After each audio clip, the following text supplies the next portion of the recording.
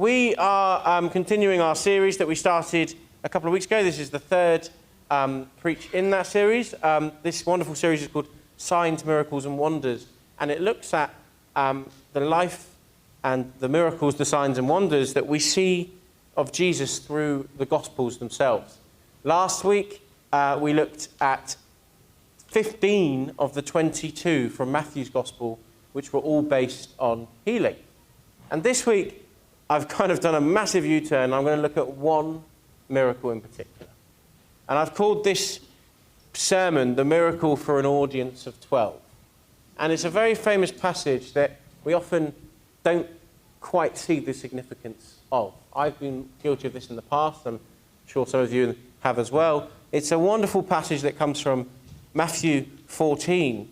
But the background of this morning we're going to be exploring a very important and influential miracle that Jesus did and is often overlooked or misunderstood. And that comes from Matthew 14. I'm going to read that Bible passage to you now. And it's one that a lot of you will know very well. And it's the miracle of Jesus walking on the water. And it says this: immediately Jesus made the disciples get into the boat and go on ahead of him to the other side, while he dismissed the crowd. After he had dismissed them, he went up to the mountainside by himself to pray. Later that night, he was there alone. And the boat was already a considerable distance from land, buffeted by the waves because the wind was against it. Shortly before dawn, Jesus went out to them, walking on the lake. And when the disciples saw him walking on the lake, they were terrified. "It's a ghost," they said, and cried out in fear. But Jesus immediately said to them, "Take courage, it is I. Don't be afraid." "Lord, if it is you," Peter replied, "tell me to come to you on the water." "Come," he said. Then Peter got down out of the boat, walked on the water, and came towards Jesus. But when he saw the wind, he was afraid and began to sink. He cried out, "Lord, save me." Immediately, Jesus reached out his hand and caught him. "You of little faith," he said, "why did you doubt?" And when they climbed into the boat, the wind died down. Then those who were in the boat worshipped him, saying, "Truly you are the Son of God." God always blesses the public reading of the Scriptures. And what a passage, what a miracle we see there coming from Matthew's Gospel. And the reason I want to focus on that today is because this miracle, often when people look at it, they look at it from a certain point of view, and they look at the fact that it was all about Peter needing to developing his faith or various other things. But this morning I want to specifically look at this miracle because it is for an audience of 12, which is very unique in what you see. And I'll explain that. When we see this passage spoken about or even preached on, the focal point always seems to be the miraculous element of it. And you're probably sitting there going, yes, this is a series on signs, miracles and wonders. Surely that's the bit we're going to focus on today. Well, it's not. And I hope to explain why. And to be fair, it would make a lot of sense to do that, but we're not. Jesus' miracles, and this one, that is of many that are clustered together in Matthew's Gospel, they are powerful testimonies to the power and the divinity that Jesus had. So when Peter leaves the boat to follow Christ, but then loses his confidence, we see many lessons that can be learned from that. But the thing this week that has really stood out to me is this wonderful miracle is the audience who it was intended for. You see, this is one of the more private miracles that we see Jesus perform. And what I mean by that is, before, in Matthew's Gospel, we had the feeding of the 5,000, which is quite a big audience, I think you would be fair to say. And then afterwards, we have Jesus healing multitudes of people. Yet in the middle of that, there's this wonderful miracle where it is for 12 people. And why? Why does that sit there? Why is that there? What is the purpose of that? What does it mean? This miracle, unlike most of them, this was not performed before the crowds. There were a handful of miracles which almost no one saw, and this was one of them. And when such a miracle occurs, it helps to notice the people that are present, because it helps you to understand what the miracle is supposed to be there for. In this case, it's Jesus' own disciples. And we may assume he was trying to teach them something. Surely he was trying to teach them something here. So the first thing I want to talk about from this wonderful passage is this element that Christ instructs and the disciples follow. It's funny really in church, isn't it? We often overcomplicate it, right? A very simple statement. Christ instructs and his disciples follow. That could be something that is as present today as it was 2,000 years ago, right? Yet we decide that we need to get various different methods, formulas, market research, all of that into our church buildings to try and understand, how do we do that? How do we follow that? How do we get that method? What do we do? Well, it can't be as simple as that. It can't be as simple as him telling them and them following. Can it? Well, in this passage, it really is. The first verse in this passage that we're reading today, verse 22 says this: immediately, and notice the wording here that's very easy to miss, Jesus made the disciples get into the boat and go ahead of him to the other side as he dismissed the crowd. In the NLT, it says he insisted. I like that one as well. Almost like he had to argue with them, and Jesus has stood before the disciples and they're still not buying it. Well, the reality of that is probably because a lot of these disciples were fishermen, so they understood what they were about to do. They probably saw the storm on the horizon. They probably knew that it was getting later in the day. They probably didn't think it was a good idea. But in this passage, Jesus makes the disciples get in the boat. He tells them to do it. And with all of that backlash or decision to kind of, maybe, they still do it. Christ instructs the disciples, and the disciples get in the boat. It shows that Jesus had something planned, doesn't it?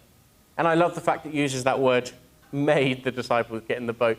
I have this funny image of him almost like throwing them in at one point. Come on!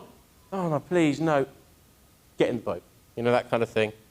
But he was manufacturing an environment where the disciples would be with him alone, as to not have this miracle of him walking on water being seen by those that didn't need to see it. So the reason he's telling the disciples to get into the boat is because the very nature of this miracle is not just about what is seen, but it's about who sees it. It's all very purposeful. Jesus insists, he sends them off in the boat, and he gets them off in the boat, and then he dismisses the crowd. He doesn't just say, oh, come on, let's run away. It's all very planned, it's all very meditated. And I wonder why he was so insistent on going up to pray on the mountain after he arrives. Because it very clearly says in this passage, they get in the boat, and then he goes up and leaves them. So imagine being the disciple in this moment, just briefly. You've already got to do this row across, it's called the Sea of Galilee, but it's really not sea.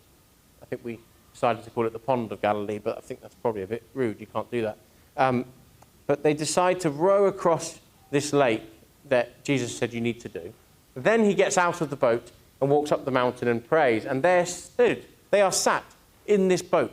It doesn't say in this passage they went back and then came back. It says they were rowing continuously. They were fighting against the raging. In fact, let me read that to you again, that passage there. And the boat was already a considerable distance from the land, buffeted by the waves because the wind was against it. They haven't moved. They've stayed in the exact position that God has told them to be in, and they have continually rowed against the wind.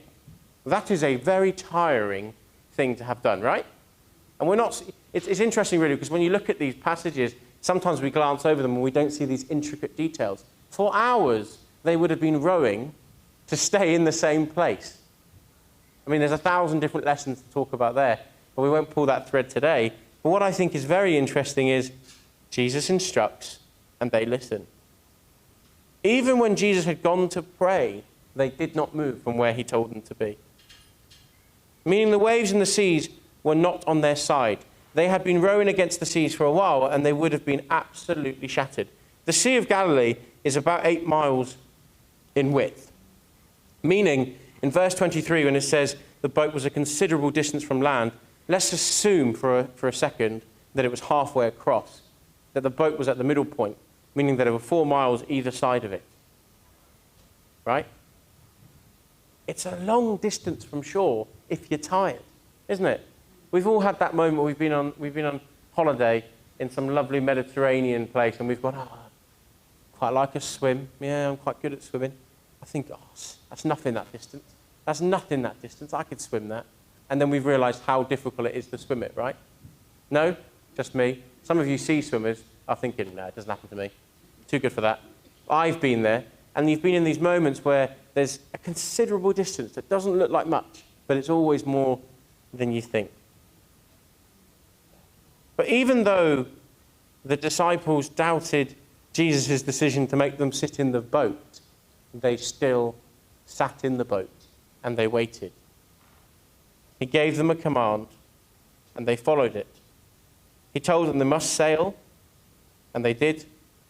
They kept the boat where he wanted it to be. And this simple but important lesson is one that we must not miss. When Jesus instructs, we listen. It's as simple as that. And we need to stop getting to this place of overcomplicating it.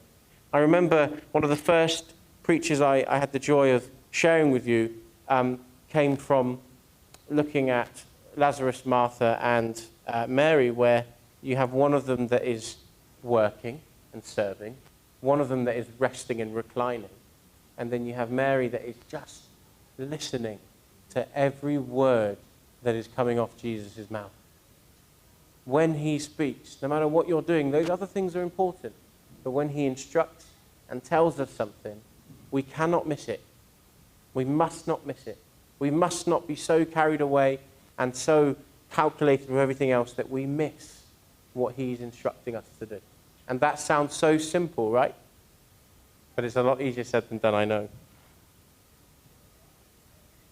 My honest opinion when it comes to the Christian faith at the moment is I think we overcomplicate it. I really do.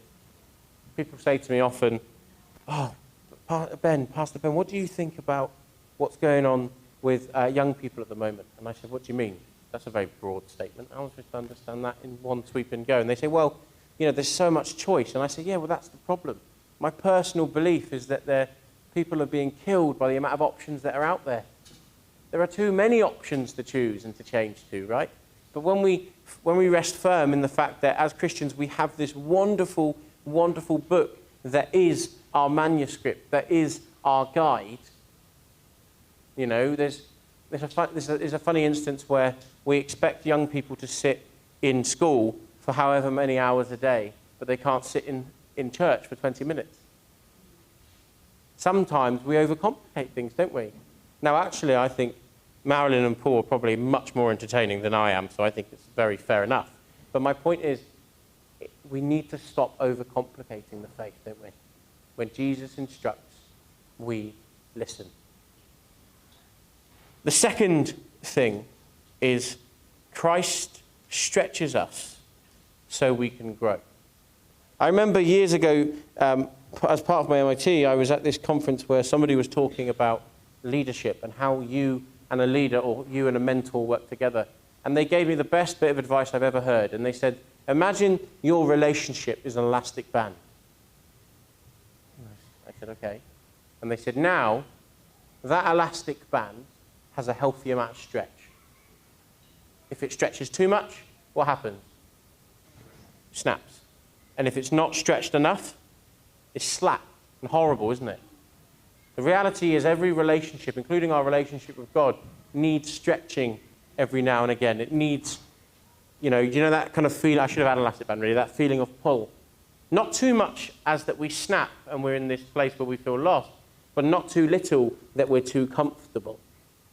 So when we talk about this miracle here today, I believe this miracle is profoundly placed where it is, because what Jesus is saying to the disciples is, you've seen me do this to the multitude, you've seen me do wonderful things, but I need to test your faith.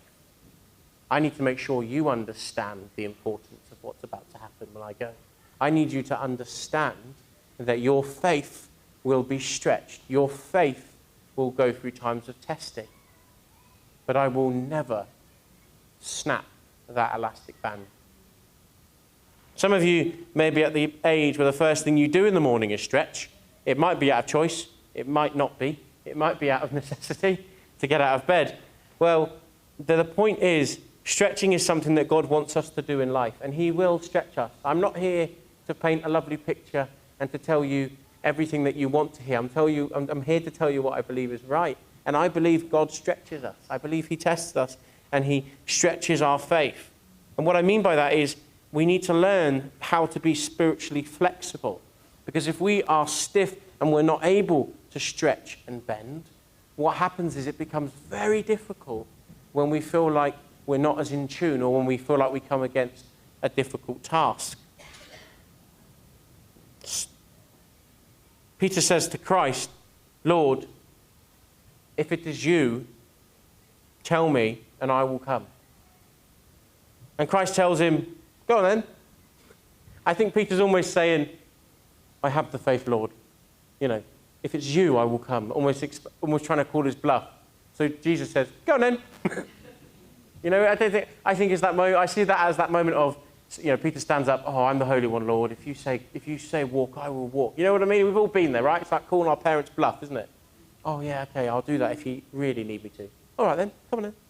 And I think what happens here is that Jesus is testing Peter. Yes, but he's also testing the disciples. Yes, Peter then sees everything around. What we forget about this passage is that, yes, Peter does start to sink. But before he starts to sink, what does he do? He walks on the water. Jesus stretches him to do something so unimaginable. And yes, he starts to worry. Yes, he starts to sink. But before he does that, he walks on water. Jesus and God, you will be stretched, but he will never then let you drown. Part of that learning process for Peter is that as he walks, he then sees, I can do this. I can do this in the power that God has in my life. I can do all things through he who strengthens me. Yes, he has that moment where he needs saved, but he definitely makes some steps forward before. Do you see? God stretches him so he believes and has a stronger faith. And think about this with me. Often when we say a couple of things to God, I always find he's got a great sense of humour. If you want to grow in our patience, we say, God, give us more patience. What tends to happen? Everything seems to start annoying you. Everyone seems to start getting on your nerves. Am I right? If we say to God, I want to grow in leadership, then the hardest times in our lives seem to come across. And the big one, if we say to God, give me more love in my heart, the unlovable will come out. No, I'm only joking. That was a really mean thing to say. But my point is, when we say to God, I want to do this, I want to have more of this, it almost often feels like he goes, I'm going to test you. If you want more patience, I'm going to give you more stuff that you need to be patient with. And in it, it feels like, oh, I'm not making up any ground. But then you look back on it and you see this experience and you go, wow, that has developed me. That has helped me grow, just as Peter does as he walks on the water. There's an old proverb I found that says this, blessed are the flexible, for they shall not be broken. Church, our faith needs to be patient and flexible, but when God bends you, he will not break you. When he stretches you, he will not snap you. When we see this so often throughout the scriptures, don't we? We look at leaders from Isaiah to the apostles, and we see that God never snaps them, but he does test them.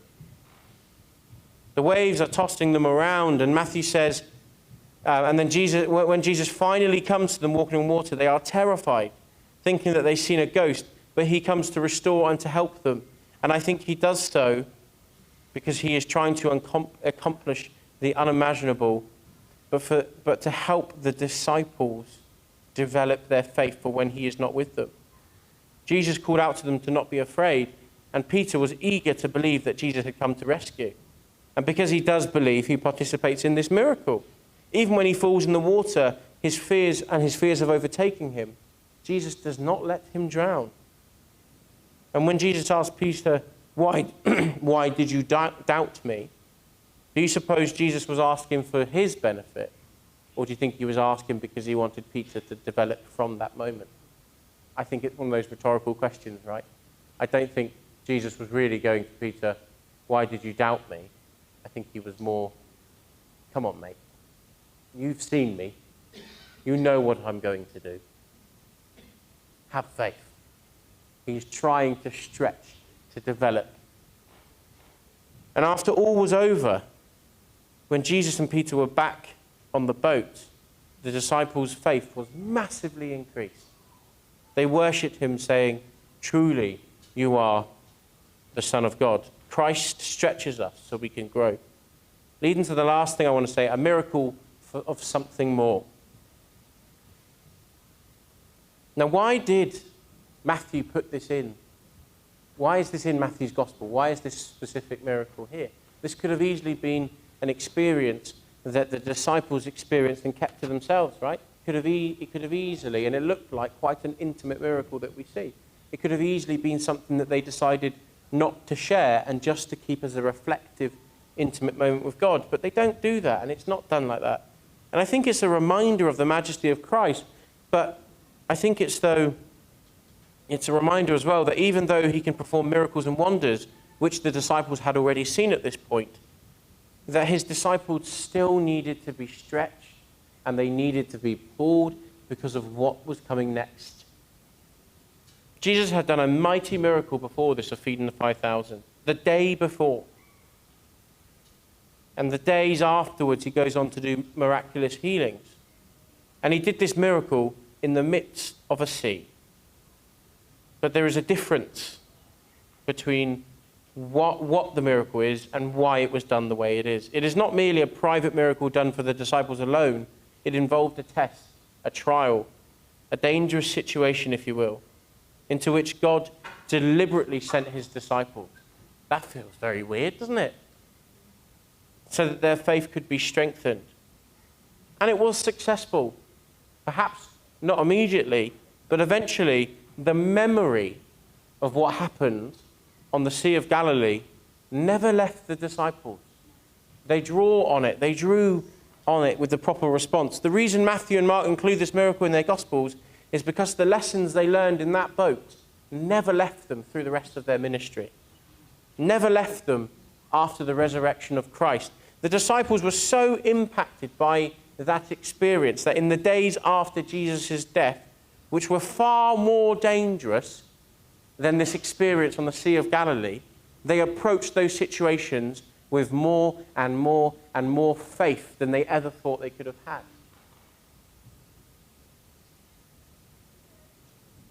But this time, Jesus did not come walking to help them. But because of this experience of being stretched and being pulled, the disciples had the faith to meet the need that they saw. He didn't need to go to them, for they had learned that he was there. There was nothing that could overcome them or death. Jesus had already conquered that. And so they lived their fearless lives, and those who had, and they had so much confidence that Jesus was interceding on their behalf. But here's a thought for you this morning as I start to wrap up. Knowing all of what we've seen in this wonderful passage, I wonder if this verse from James 1:6 looks slightly different to you this morning. But when you ask, you must believe and not doubt. Because the one who doubts is like a wave of the sea, blown and tossed by the wind. That cannot just be words. That is from an experience of stretching that he experienced on that boat. Isn't that wonderful? That experience never left the disciples. And I think he was probably remembering that moment himself, that time when his faith was tested and stretched, but he has been made more strong because of it. This miracle to an audience of very few was something that shaped the disciples. It shaped their faith, and it gave them more faith than they had ever seen before. So when we think of this miraculous miracle, maybe it's worth remembering that this miracle that seems so minute in the grand scheme of Matthew's gospel is actually one of the most defining miracles that we see with the disciples. Because what it does is it strengthens and stretches and produces more and more faith. So when Jesus made them get in the boat, I think he had a plan of what was coming after it. Jesus walking on water set the groundwork for the increasing of faith that the disciples needed.